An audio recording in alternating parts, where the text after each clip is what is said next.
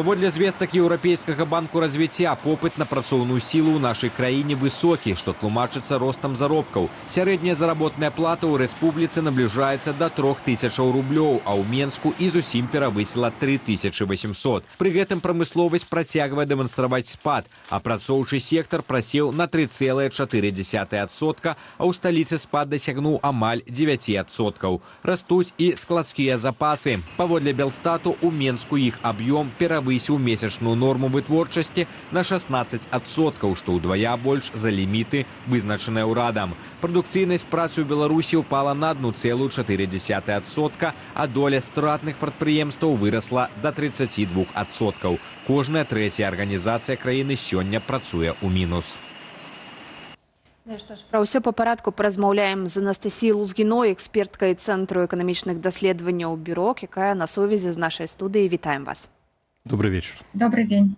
Што ж, гістарычны мінімум беспрацоўя выглядае на тое, што ўлады Беларусі нарэшце могуць пахваліцца пазітыўнай статыстыкай, але ці эканамісты могуць распавесці, вызначыць, за кошт чаго мы маем такую статыстыку, адкуль узяліся гэтыя працоўныя рукі? Прежде всего надо сказать, что экономики с нулевой безработицей в принципе быть не может, да, потому что люди все равно как бы переходят с одной работы на другую, там по каким-то причинам теряют работу, и нулю безработица не бывает такого, чтобы она равнялась нулю. Показатель 2,3% это, безусловно, очень низкий. С одной стороны, может показаться, что это замечательно, что практически все работают, у всех есть работа, но с другой стороны надо понимать, что это уже как бы показывает, да, то есть свидетельствует о каких-то проблемах в экономике и, скорее всего, точнее, точно о дефиците. И мы это видим по открытым вакансиям, что их достаточно много. Обычно считается уровень такой приемлемой низкой безработицы, когда это 4-5%. Ну, 2,3% это уже, конечно, низкие показатели, говорят о перекосах на рынке. Таксама эксперты Еўразійскага банку развіцця прагназавалі рост заробкаў, ён і цяпер ёсць, і прагназуюць далейшыя перадпасылкі дзеля гэтага. Ці это таксама сведчыць пра недахоп працоўных рук, калі ёсць канкурэнцыя? Ну, да, безусловно. То есть, несмотря мы видим на отрицательную производительность, динамику производительности труда, зарплаты продолжают расти, и это также свидетельствует о том, что людей в экономике недостаточно, да, то есть есть повышенный спрос, и даже с учетом, мы видим там отрицательные темпы роста ВВП, отрицательные показатели производительности труда, но при этом зарплаты продолжают расти. Это говорит о том, что да, людей недостаточно, и предприятия, компании готовы платить больше.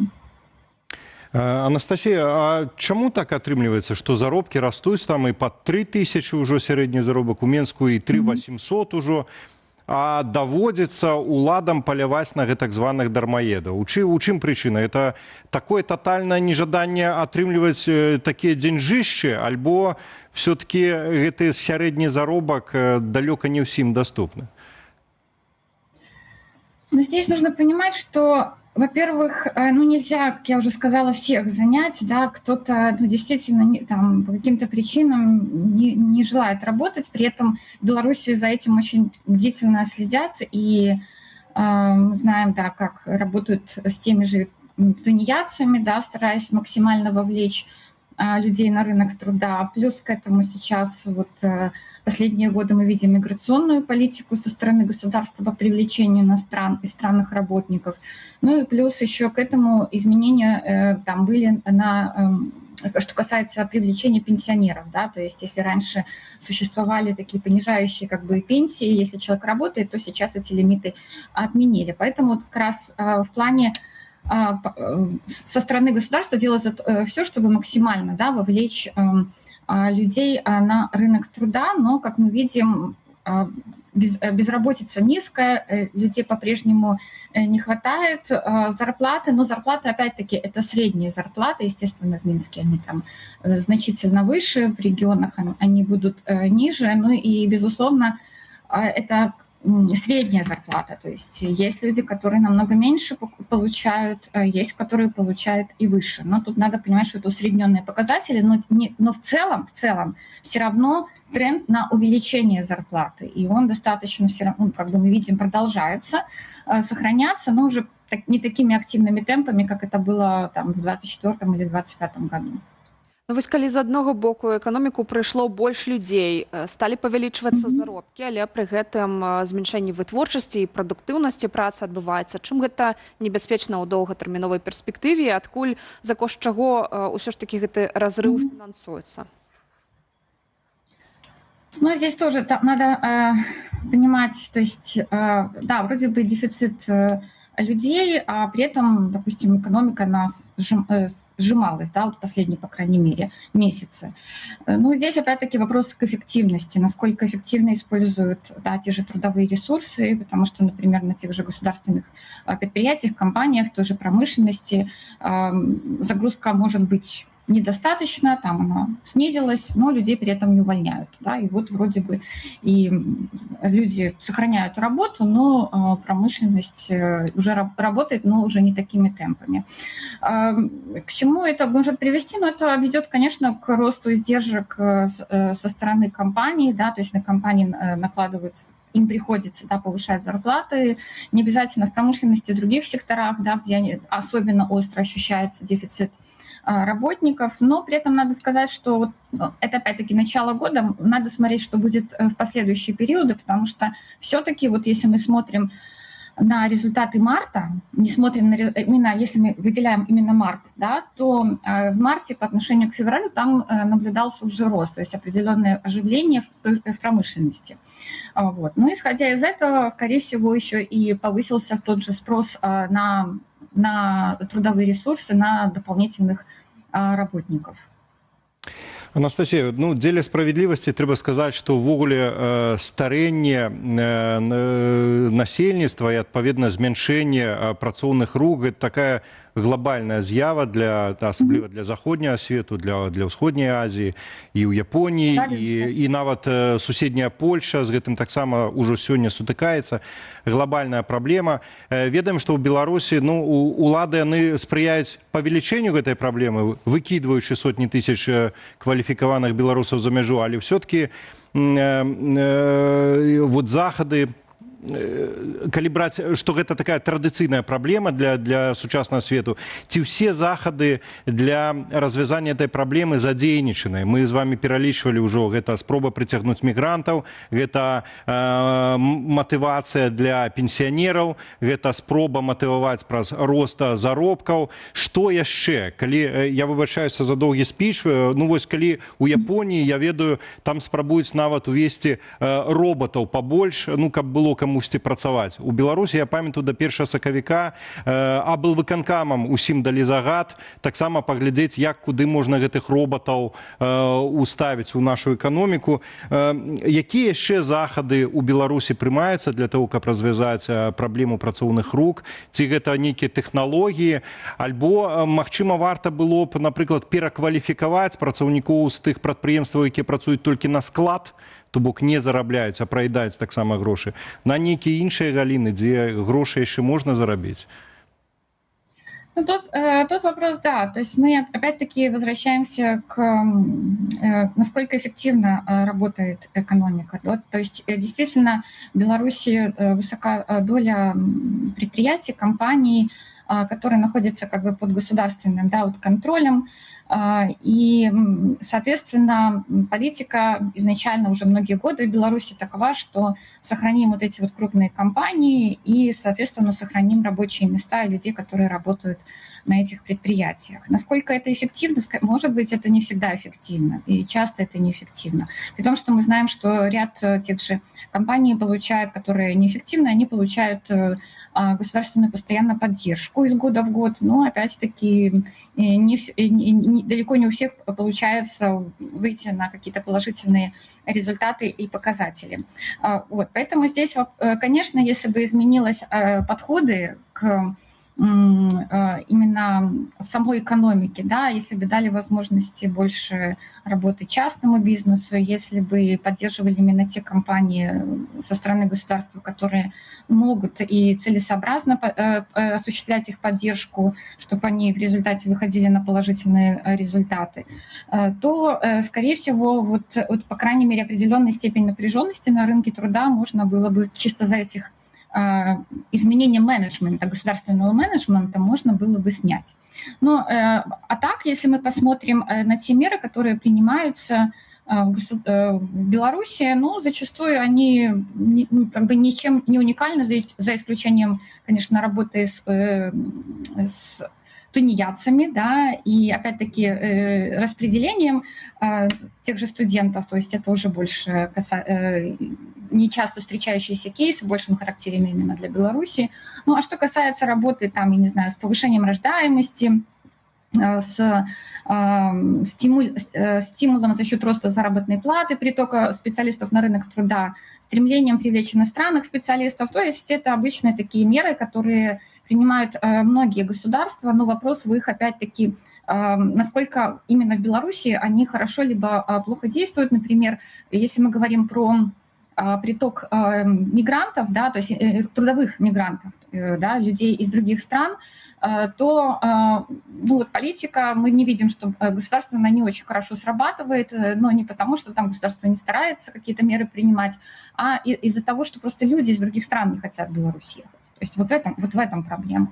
То есть если по распределению студентов можно направить в район, то вот с мигрантами тут намного все сложнее, да, то есть иностранцы, чисто потому что белорусскому государству так хочется, они не поедут в Беларусь. То есть их нужно привлекать рыночной экономикой, хорошими зарплатами, устойчивостью экономики, опять-таки позиционированием государства на международной арене, возможностью перспективы, да, какого-то роста, стабильности там и так далее. Ну и мы видим, что пока что это не очень получается. Анастасія, ну вы двойчы згадалі яшчэ адзін рэсурс, вы сказалі студэнты. Вось мы ведаем з апошніх навінаў, што, напрыклад, школьнікам дазволілі працаваць, прынамсі на трактарах у сельскай гаспадарцы. Праца моладзі, а дакладней праца дзяцей. Вось у мяне няма з сабой шыльдачкі сарказм, і ўсё-такі гэта рэсурс альбо не рэсурс? Ну, безусловно, тут это нельзя сказать, что там, если мы будем там, привлекать там, более молодых белорусов, это как-то изменит, спасет ситуацию, абсолютно нет. Вот, потому что ну, детство должно быть детством, люди должны учиться, там, расти, ну, а потом уже, когда они созреют, выходить, соответственно, на рынок труда. То есть здесь, конечно, нужно, на мой взгляд, вот, проводить какие-то преобразования вот, не за счет поиска дополнительных белорусов, а именно другими какими-то мерами. Иногда, то есть не обязательно это какое-то материальное чисто стимулирование, но и качественные изменения в самой экономике. Рост заробкаў таксама можа выклікаць рост спажывецкай актыўнасці. Усё ж такі гэта лепш у нашай сітуацыі, у нашай эканоміцы ці не до конца? Ну, безусловно, если растут доходы, с одной стороны, вроде бы хорошо, потому что спрос растет, потребление растет, и по сути, предприятия могут получать, то есть могут реализовывать свою продукцию, да? Но с другой стороны, как вот и мы видим по статистике Беларуси, это может также стимулировать и рост импорта, то есть рост импорта потребительских товаров. И вот по последней статистике хорошо видно, что прирост да, потребления именно импортных товаров, он составил там около 30%. Да, то есть это очень такие значительные показатели. Ну, и это тоже во многом связано за счет того, что люди больше получают, и они, когда становится более высокий доход, они как бы присматриваться, начинают больше к более качественным, но, может быть, более дорогим товарам. Ну и не всегда это в пользу белорусских товаров. Поэтому, безусловно, такой риск есть, и эта тенденция, она уже была хорошо видна в прошлом году, в 2025 году, и белорусские власти на это постоянно тоже обращали внимание. Исходя из этого, ну, безусловно, вот сейчас это с учетом того, что в Беларуси отрицательное сальдо торгового баланса товарами, то ее увеличение, оно, конечно, не очень хорошо для страны, когда вот люди начинают больше покупать импортного, но при этом белорусские товары не пользуются спросом. И государство, я же говорю, пытается решить эти проблемы, Так, в том ёсць числе путем адмысловыя предоставления акцыі, более... набываеце сваё. А калі Да, ўсё ж такі льготные беларусы... кредиты, да. Калі ўсё ж такі беларусы Еще не раз? пойдуць, калі ўсё ж такі беларусы не пойдуць набываць беларускае, не пойдуць набываць сваё, то для прадпрыемстваў, чые склады запоўненыя айчыннай прадукцыяй і увогуле агулам для эканомікі, што гэта будзе азначаць у даўжэйшай перспектыве? Ну, смотрите, то есть склады, они все-таки заполнены не только, да, потребительскими товарами, они заполнены могут быть там и разные, не знаю, машинами, оборудованием. И сейчас затоваренность складов, она все-таки больше связана с тем, насколько возможно продавать на внешние рынки. Потому что белорусская экономика, она в этом плане открытая, в плане торговли, да, и та ситуация, которую мы сейчас видим, она во многом обусловлена тем, что сложнее стало продавать ту же Россию, ну и, возможно, другие страны, особенно вот тоже, возможно, на какие-то позиции мог повлиять тот же конфликт на Ближнем Востоке.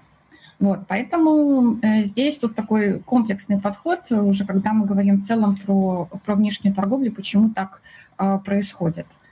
При этом, ну, опять-таки, нужно смотреть же не только на импорт, но и на экспорт.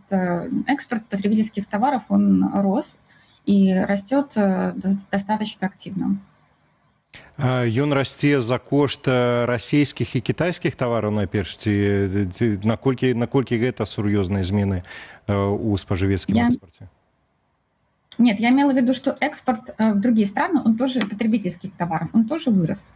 То есть он примерно растет тоже такими же активными темпами. Да? То есть как раз потребительский, с одной стороны, белорусы активно покупают импорт, но экспорт тоже потребительских товаров идет увеличивающимися объемами, по крайней мере, по последним данным. И, скорее всего, опять-таки, у нас сейчас нет детальной статистики, но, скорее всего, это все-таки российский рынок, вот в основном он потребляет. То есть тут, опять-таки, мы говорим о зависимости от российской экономики.